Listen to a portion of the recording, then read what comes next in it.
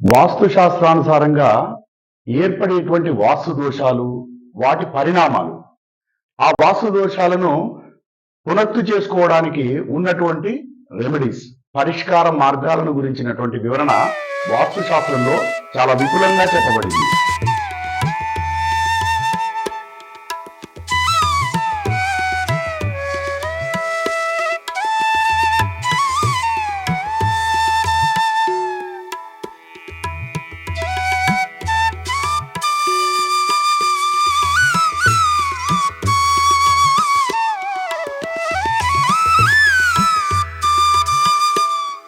వాస్తు శాస్త్రానుసారంగా ఏర్పడేటువంటి వాస్తు దోషాలు, వాటి పరిణామాలు, ఆ వాస్తు దోషాలను పునర్తు చేసుకోవడానికి ఉన్నటువంటి రెమెడీస్, పరిష్కార మార్గాలను గురించినటువంటి వివరణ వాస్తు శాస్త్రంలో చాలా విపులంగా చెప్పబడింది. వాస్తు దోషాలు ఎన్ని రకాలుగా ఉండాలి అనే విషయాన్ని పరిశీలించినప్పుడు ముఖ్యంగా మొట్టమొదటిది శల్యదోషంగా చెప్పబడింది. శల్యదోషం అంటే ఒక ఇంట్లో భూమి యొక్క అంతర్భాగంలో శల్యం ఉండడం, అంటే ఎముకలు, వెంట్రుకలు, చెత్తాచెదారం, బొగ్గు, ఇలాంటివంటి నెగిటివ్ ఎనర్జీని జనరేట్ చేసేటువంటి పదార్థాలు భూమి యొక్క అంతర్భాగంలో ఉన్నట్టయితే ఏర్పడేదే శల్యదోషంగా చెప్పబడింది. శల్యదోషం నిర్మాణం అయిపోయిన తర్వాత కంటికి కనిపించదు. దాన్ని గుర్తించడం ఎలా అంటే అది చూపించేటువంటి ప్రభావాన్ని. శల్యదోషం ఉన్న ఇంట్లో ప్రభావాలను ఏ విధంగా చెప్పారంటే భయంకరమైన కలలు, దుస్వప్నాలు కనిపిస్తాయి. అదేవిధంగా అనారోగ్య కారణాలు, నెక్స్ట్ ఆర్థికంగా దిగజారిపోవడం, భయంకరమైనటువంటి ఆర్థిక కష్టాలుగా చెప్పబడింది. వాస్తుశాస్త్రంలో ఆర్థిక కష్టాలకు చాలా కారణాలు చెప్పారు, ఆరోగ్య సమస్యలకు వేరు కారణాలు చెప్పారు, దుస్వప్నాలకు వేరే కారణాలు చెప్పారు. కానీ శల్యదోషం ఉన్నట్టయితే ఇవన్నీ రకాలైనటువంటి ప్రభావాలు కనిపిస్తాయి అని చెప్పారు. శల్యదోషంతో పాటు ఇంకా చాలా రకాలైనటువంటి వాస్తు దోషాలను వాస్తుశాస్త్రం చెప్పడం జరిగింది. ఆ ఏంటో చూద్దాం. నెక్స్ట్ ఆకార దోషాలు.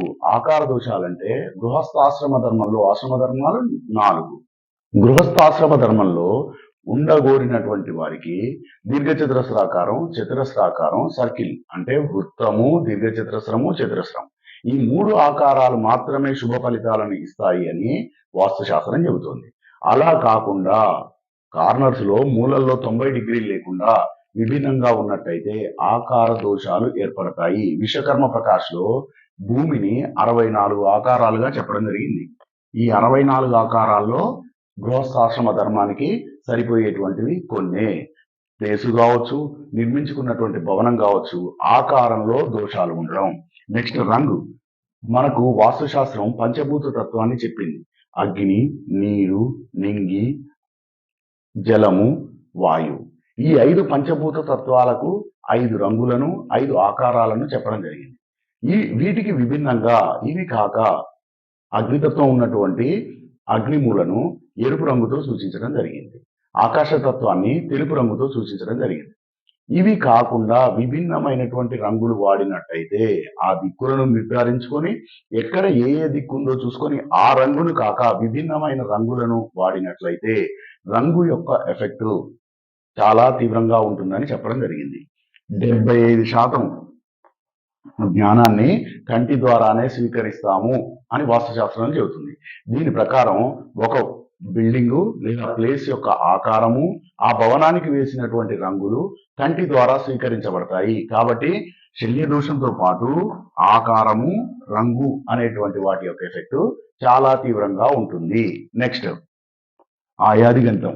ఏకాశీతి పదవాస్తులో ఇంటిని నిర్మించాలనుకున్నప్పుడు 9/9 81 గల్లుగా ఏర్పాటు చేసి 45 దేవతా స్థానాలను ఏర్పాటు చేసి ఆ దేవతా స్థానాలకు అనుకూలంగా వారు చేసేటువంటి వృత్తి, యజమాని చేసేటువంటి వృత్తి, వారు ఏ ఆశ్రమ ధర్మానికి చెందిన వారు అనేటువంటిది నిర్ధారించుకొని ఆయాది గణితాన్ని చాలా స్పష్టంగా నిర్ణయించి అయితే షడ్వర్గం లేక నవవర్గం లేదా 12 వర్గులతో కూడినటువంటి ఆయాది గణితం. విశ్వకర్మ ప్రకాష్ లో, సమరాంగన్ సూత్రధార్, మైమత్లో విభిన్నమైనటువంటి విధానాలు చెప్పబడి జరిగింది. అంటే ఆయాది గణితం లెక్క చేయడానికి ఏరియాని ప్రామాణికంగా తీసుకొని చేసేటువంటి మెథడాలజీ ఉంది. చుట్టుకొలతను ప్రామాణికంగా తీసుకొని చేసేటువంటి మెథడాలజీ ఉంది. ఏదైనా పర్లేదు. ఆయాది గణితం చాలా స్పష్టంగా యజమాని కుటుంబ సభ్యుల నక్షత్రాలను సరిపోయే విధంగా ఆయాది గణితం లెక్క చేయబడి ఉండాలి. నెక్స్ట్ పదవిన్యాసం. పదవిన్యాసం అంటే ఏకాశీతి పదవాస్తులో 81 దేవతా స్థానాలను గుర్తించిన తర్వాత వాటిని 45 దేవతా స్థానాలుగా విభజించుకోవాలి. 81 పదాలను విభజించుకున్న తర్వాత 45 దేవతా స్థానాలుగా గుర్తించుకోవాలి. ప్రతి దేవతా స్థానానికి సమున్నతమైనటువంటి గౌరవం ఇవ్వాలి. ఆ పద విన్యాసం క్లియర్ గా చెయ్యకపోతే ఏ దేవతా స్థానాన్ని దేనికి వాడుతున్నామో తెలియదు. అలా తెలియని పక్షంలో సపోజ్ అగ్నిమూలలో సవిత సవిత్ర అనేటువంటి 2 దేవతా స్థానాలు ఉంటాయి. ఇవి వంటకు అలాంటి వాటికి అంటే భౌతిక సుఖాలకు సంబంధించినటువంటి ప్లెజర్స్ ని ఇచ్చేటువంటి దేవతా స్థానాలు. మనం అక్కడ ఏ ఓరియంటేషన్ లో ఉంది ప్లాట్ అనే విషయాన్ని గుర్తించకుండా ఒక సెప్టిక్ ట్యాంకు ఒక కమోడ్ ఇచ్చినట్టయితే అత్యంత భయంకరమైన పరిస్థితులను ఏర్పడేటువంటి విషయం చెప్పబడింది. అంటే ఆయాది గణితం తర్వాత పద విన్యాసం అత్యంత ముఖ్యమైనదిగా చెప్పబడింది. పద విన్యాసం తర్వాత ఏకాశీతి పదవాసులో 81 దేవతా స్థానాలను గుర్తించిన తర్వాత మనకు మర్మస్థానాలను గుర్తించమని చెప్పారు. మర్మస్థానాలంటే ఒక ప్లాట్ ఇట్లుంటే బ్రహ్మస్థానం, వీటితో పాటు 9 మర్మస్థానాలను మహామర్మస్థానాలను చెప్పడం జరిగింది. ఈ 9 మహామర్మస్థానాలను గుర్తించి ఆ మర్మస్థానాలపైన పిల్లర్లు, బీమ్స్, కాలమ్స్, బ్రిక్ వర్క్ రాకుండా, మర్మస్థానాలపైన భారీ వెయిట్ ఉండకుండా, కమోడ్ నిర్మించకుండా మర్మస్థానాలకు సంబంధించినటువంటి చాలా నియమాలు ఉన్నాయి. ఆ మర్మస్థానాలలో దోషం లేకుండా చూసుకోవాలి. Next main door, main gate. Vastu శాస్త్రంలో మెయిన్ డోర్ కు మెయిన్ గేట్ కు అత్యంత ఎక్కువ ప్రాధాన్యతని చెప్పారు. వాస్తు శాస్త్రం ఒక మనిషికి నాసిక ఎలాగో ఒక ఇంటికి మెయిన్ డోరు మెయిన్ గేటు అంత ప్రధానమైనది అని చెప్పడం జరిగింది. అంటే మెయిన్ డోర్ లో కానీ మెయిన్ గేట్ లో కానీ ఎక్కడ ఇన్స్టాల్ చేస్తున్నాం, ఎక్కడ పెడుతున్నాం అనే దాని మీద క్లారిటీ లేకపోతే ఇల్లు వాస్తు మొత్తం ఎంత బాగున్నప్పటికీ ఆ ఇల్లు వాస్తు దోషాలను అనుభవించాల్సి వస్తుంది. అంటే మన ప్లాట్ ఎన్ని డిగ్రీలకు తిరిగి ఉంది అనే విషయాన్ని గమనించి తూర్పులో అయితే జయంత ఇంద్ర అని, దక్షిణంలో అయితే గృహక్షతని, సుగ్రీవ్ పుష్పదంతు వరుణ్ అనేటువంటి పడమరలో అని, ముఖ్య బల్లాట్ సోమని ఉత్తరంలో అని ఇట్లా దేవతా స్థానాలను చెప్పబడింది. ఆ స్థానాల్లోనే మనం ఎంట్రన్స్ ని ఏర్పాటు చేసుకోవాలి. మొత్తం స్థలానికి 32 దేవతా స్థానాలను గుర్తించాలి. నిర్మాణం చేపట్టినటువంటి బిల్డప్ కూడా 32 ద్వార స్థానాలను గుర్తించి కావలసిన చోట మాత్రమే ద్వారాన్ని ఇన్స్టాల్ చేయాలి. నెక్స్ట్ ప్లానింగ్ లో లోపాలు. అంటే ప్లానింగ్ లో లోపాలంటే బెడ్రూమ్ ఎక్కడ ఉండాలి, యజమాని ఎక్కడ పడుకోవాలి అనే విషయం తెలియకపోతే వేరే చోట ఇచ్చామనుకో ఇబ్బంది అవుతుంది. పూజ ఎక్కడ జరగాలి ఇంట్లో, లేదు రీడింగ్ రూమ్ ఎక్కడ ఉండాలి, డైనింగ్ హాల్ ఎక్కడ ఉండాలి, ఇవన్నీ విషయాలు ప్లానింగ్ లోపాలంటే. డ్రాయింగ్స్, పెయింటింగ్స్, పిక్చర్స్ ఇవి అత్యంత ముఖ్యమైన ప్రభావాన్ని చూపిస్తాయి. అంటే ఒక ట్రయాంగులర్ షేప్ లో ఉన్నటువంటి ఒక పోస్టర్ ని ఉత్తరంలో ఉంచినట్టయితే చాలా నెగిటివ్ ఎనర్జీని, అంటే ఆకార దోషం, మనం పెడుతున్నటువంటి పోస్టర్ యొక్క ఆకారంలో ఉన్నటువంటి లోపం వలన, లేదు ఒక నిప్పు యుద్ధం జరుగుతున్నటువంటి పోస్టర్ ని భారీగా ఏర్పాటు చేసాం అనుకోండి, ఆ పోస్టర్ లో ఉన్నటువంటి సారాంశం వల్ల వాస్తు దోషం, లేదా ఒక సన్యాసి ఫోటోని, సన్యాసాశ్రమ ధర్మంలో ఉన్నటువంటి పెద్దల ఫోటోని ఒక ఇంట్లో మేజర్ గా కనబడేటట్టు పెట్టుంటే అది జీవితం మీద విముఖత కలిగించేటువంటి అవకాశం ఉంది అని చెప్పి వాస్తు శాస్త్రం చెబుతుంది. నవరసాల్లో హాస్యరసం, శృంగార రసానికి సంబంధించినవి తప్ప ఏ విధమైన పోస్టర్లు ఇంట్లో ఉండరాదు అని చెప్పి వాస్తు శాస్త్రం చెబుతుంది. ఆ విధంగా పోస్టర్స్, పెయింటింగ్స్, పిక్చర్స్ అత్యంత ప్రభావాన్ని చూపిస్తాయి. కాబట్టి వీటి విషయంలో జాగ్రత్తగా ఉండాలి. Next water bodies. Water tank ఎక్కడ ఇస్తున్నాం, ఓవర్ హెడ్ ట్యాంక్ ఎక్కడ ఇస్తున్నాం, బోర్ ఎక్కడ తీస్తున్నాం, ఇవన్నీ కూడా చాలా చాలా చాలా ముఖ్యమైన విషయాలు.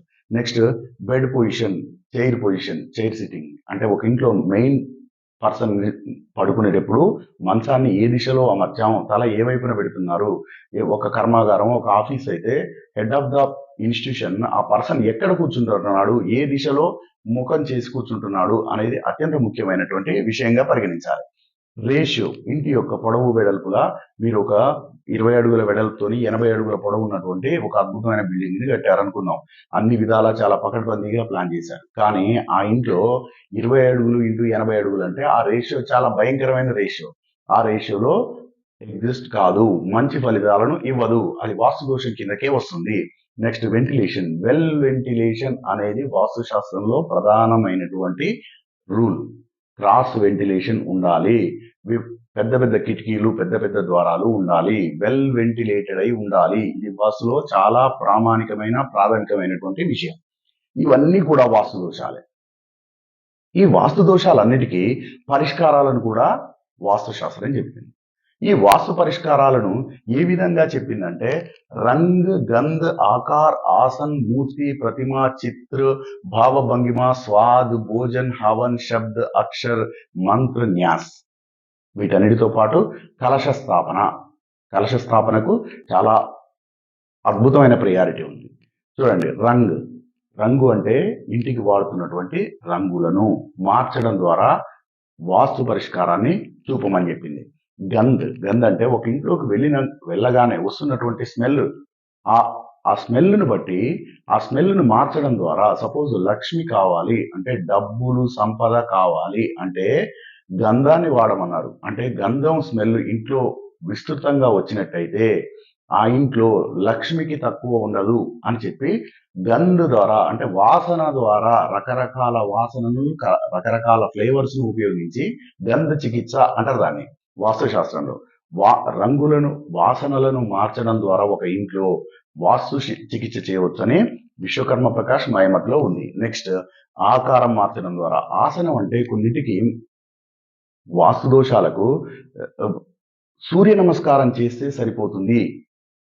సూర్యోదయం అవుతున్న సమయంలో బ్రహ్మముహూర్తంలో లేచి సూర్య నమస్కారం చేయడం ద్వారానే వాస్తు పరిష్కారం దొరుకుతుంది అని చెప్పడం జరిగింది. ఏ ఆసనం వేస్తే, పద్మాసనంలో కూర్చుంటే, పద్మస్థానంలో కంటిన్యూగా ఒకే ప్లేస్లో ఒకే టైంలో కూర్చుంటే కొంతకాలం అలా చేయడం వల్ల వాస్తు పరిష్కారం దొరుకుతుంది అని చెప్పి వాస్తుశాస్త్రం చెబుతోంది. మూర్తి అంటే కొన్ని దిశల్లో వాస్తు దోషాలు ఉన్నప్పుడు ఆ దిక్కుకు, ఆ స్థానానికి సంబంధించినటువంటి దేవతా ప్రతిమను, దేవతా మూర్తిని ప్రతిష్ఠించడం ద్వారా, సపోజ్ ఉత్తరంలో వాస్తు దోషం ఉందనుకుందాం, చంద్రుణ్ణి, ముత్యాన్ని అక్కడ ఉపయోగించడం ద్వారా వాస్తు పరిష్కారం దొరుకుతుంది అని చెప్పారు. నెక్స్ట్, స్వాద్ అంటే తీసుకుంటున్నటువంటి భోజనంలో రుచి. కట్టా మీఠా అంటే పులుపు తీపి ఎక్కువ ఉండాలి, కారం తక్కువ ఉండాలి అని చెప్పి వాస్తుశాస్త్రం చెబుతుంది. భోజనాన్ని మార్చడం ద్వారా కూడా వాస్తులో రెమెడీ తీసుకురావచ్చు. నెక్స్ట్, అక్షర్. హవన్ అంటే దేవుడికి మనం ఇంట్లో రోజు పెట్టేటువంటి నైవేద్యం. దేవుడికి నైవేద్యాన్ని మార్చడం ద్వారా కూడా ఇంట్లో వాస్తు పరిష్కారం దొరుకుతుంది. వీటన్నిటికి సంబంధించిన వివరణ, డిస్క్రిప్షన్ చాలా క్లియర్ గా ఉంది. మయమతంలో, మానసార్లో 12, 13 చాప్టర్లో, విశ్వకర్మలో 1 నుంచి 5వ చాప్టర్లో వీటికి సంబంధించినటువంటి వివరణ ఉంది. నెక్స్ట్, అక్షరాలు. కొన్ని అక్షరాలను కొంత వ్యవధిలో ఉపయోగించడం ద్వారా, ఉచ్చరించడం ద్వారా వాస్తు పరిష్కారం దొరుకుతుందని చెప్పింది. అదేవిధంగా మంత్రం, న్యాస్, కరన్యాస్, హస్తన్యాస్, లగన్యాస్, న్యాస్ ద్వారా కూడా వాస్తు పరిష్కారం చెప్పడం జరిగింది. నెక్స్ట్, అతి ముఖ్యమైనది కలశ స్థాపన. కలశ స్థాపన అనేది ఎక్కడుందంటే విశ్వకర్మ ప్రకాశ్లో చాప్టర్ 13, మానసార్లో చాప్టర్ 12, మయమతంలో చాప్టర్ 13లో కలశ స్థాపన గురించి ఉంది. వాస్తు రెమెడీలో కలశ స్థాపనకు అత్యంత ప్రయారిటీ ఉంది. ఈ కలశ స్థాపనకు కలశానికి ఉపయోగించేటువంటి లోహం బంగారమా, వెండ, ఇత్తెడ, కాపర, ఈ 4 లోహాలను మాత్రమే వాడమని చెప్పారు. కలశం తయారు చేసేటువంటి మెటల్, దాంట్లో వాడేటువంటి నవరత్నాల క్వాలిటీ, ఔషధాలు, జట్, వచ్, చందన్, జటామాసి, నాగర్మోత్, ఆంబా హల్దీ, ఇవన్నీ ఔషధాలు. ఈ ఔషధాలను వినియోగించాలి. అదేవిధంగా వజ్రం, కెంపు, పగడం, ముత్యం, ఇట్లా నవరత్నాలు. అదేవిధంగా పంచగవ్య. అదేవిధంగా మనం ఉపయోగిస్తున్నటువంటి ప్రతి వస్తువు యొక్క క్వాలిటీ పైనే కలశం యొక్క నిర్మాణం ఆధారపడి ఉంటుంది. దాన్ని వాస్తు దోషం ఎక్కడుందో గమనించి శుభతిథి నాడు, శుభ ముహూర్తంలో, సరైన పూజా విధానంలో సరైన విధి విధానంలో స్థాపించడం ద్వారా వాస్తు పరిష్కారం దొరుకుతుంది అని చెప్పి Vishwakarma Prakash chapter 13, Manasar chapter 12, Mayamat chapter 13లో వాస్తు దోషాల పరిష్కారానికి కలశ స్థాపన విధానానికి సంబంధించిన వివరణ ఉంది. కాబట్టి వాస్తు దోషాలను గుర్తించి వాటికి సరైన పరిష్కారాలను ఎంచుకోవడం ద్వారా వాస్తు దోషాలకు దూరంగా ఉండవచ్చు.